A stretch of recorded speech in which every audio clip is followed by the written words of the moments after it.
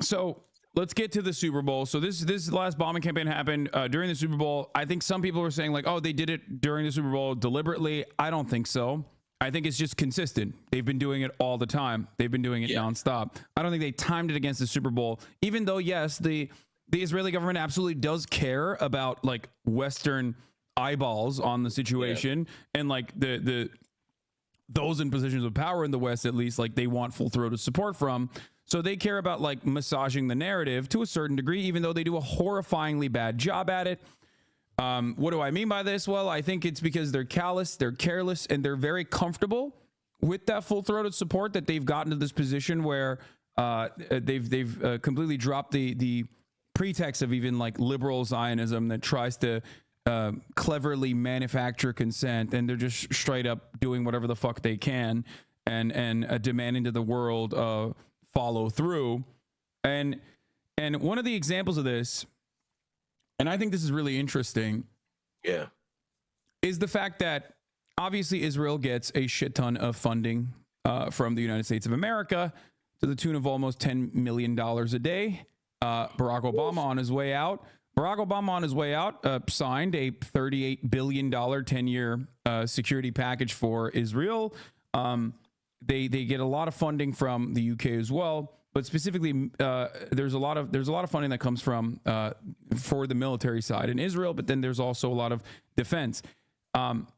So what does Israel do with all that funding other than killing Palestinian children? Well, some of the funds at least goes back to the Israeli ministry making an ad for the fucking Super Bowl and buying a Super Bowl ad slot so they can recycle the narratives that like, no, they need the funding and they need the support over and over again as they are personally killing civilians, killing babies, killing children in Gaza with our weapons, with our funding. So let's watch this ad real quick. This is the ad that ran during the Super Bowl. Let me make sure. Oh God, the quality is 480p. Damn, not getting enough bang for a buck here. Okay. It's called Bring All the Dads Back Home. To all the dads. The funny ones. The silly ones. The strong ones. The adventurous ones. To all the dads held in captivity by Hamas for over 120 days, we vow to bring you home. Sponsored by the State of Israel, hashtag Bring All Dads Back Home. This was the State of Israel ad that ran. Now, I've been saying this since fucking day one, and it's incredibly frustrating to see this ad because it's like the Benjamin Netanyahu war cabinet does not give a fuck about the hostages, okay? Beyond using the Israeli prisoners of war and the hostages as a talking point to continue justifying their ethnic cleansing campaign. They don't give a shit. They so don't give a shit that most of the opposition in Israel to the IDF's actions, right, come from the hostage family members who have been demanding a ceasefire for months now, and the protests are growing and growing and growing, as a matter of fact, in Israel. Now, obviously, that's still... there's still plenty more public support, overwhelming public support in continuously pummeling Gaza, specifically from all the polls that come out of the Israeli Palestinian citizens of Israel population versus the Jewish population of Israel. The Jewish population of Israel, according to their own demographics, of course, have simultaneously had overwhelming support for the bombing campaigns and have demanded more to the tune of like 95% or something in recent polling. So beyond that, though, there are still thousands of people that are protesting, and these guys are out here talking about bring all the dads back home. How do you feel about that?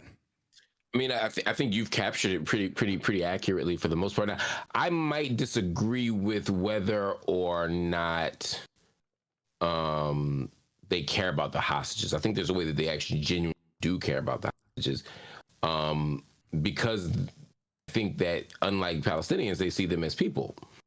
And I think that there is a fundamental kind of humanity that they can recognize in their own country, men and women, that they can't see in other people's. And I think that's a kind of problem that lots of nation states have, in these types of matters.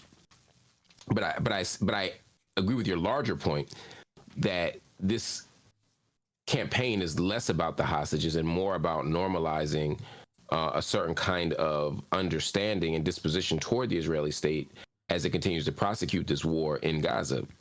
And so, you know, as we watch it happening and we see people bring the dads back, and it's in the middle of the Super Bowl, you now have the mainstream American public. I didn't watch the Super Bowl, but, you know, almost every American is watching the Super Bowl, and they're now accepting this narrative as the normative one. There's not going to be a counter narrative offered. There's not going to be, in the same way that the ICJ decision, most of Western media didn't show South Africa making its case. They only showed the Israeli government responding. That was so crazy. Yeah. And so we're constantly getting fed a single narrative, a single diet, a diet of a single narrative. And so that's very, very dangerous, very, very troublesome.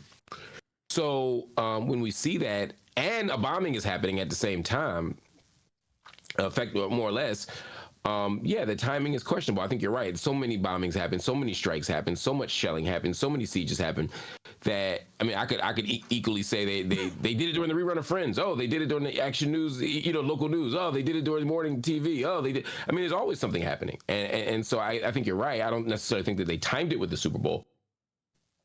But the fact that it happened during the Super Bowl and the only information we got access to by the mainstream corporate media was that Israel really wants to bring dads home, is really dangerous. And because the pretext of Rafah is that it's a hostage saving mission, it only reinforces that in a very subtle way, right? They're not saying, hey, we're in Rafah right now kicking ass to save dads, but you can connect your own dots in the same way that on the day that the ICJ announced its emergency provisions, emergency measures, Israel didn't say, don't listen to them, they hate us. They just at the same time, on the same day, issued a report that UNRWA and other UN organizations are corrupt and responsible for October 7th, at the same time that their highest court is making a ruling. So again, the dots are, the pieces are there, you connect your own dots, and American politicians and American government representatives are more than happy to connect the dots for us as well, as they stop UNRWA funding, as they will say, hey, what's happening in Rafah isn't great, but we still support Israel's right to defend itself. Still keeping in place the framework, even if we're finally willing to push back just a tiny bit and say, okay, that might be just a little too much. 28,000 people dead is just too much. Yeah.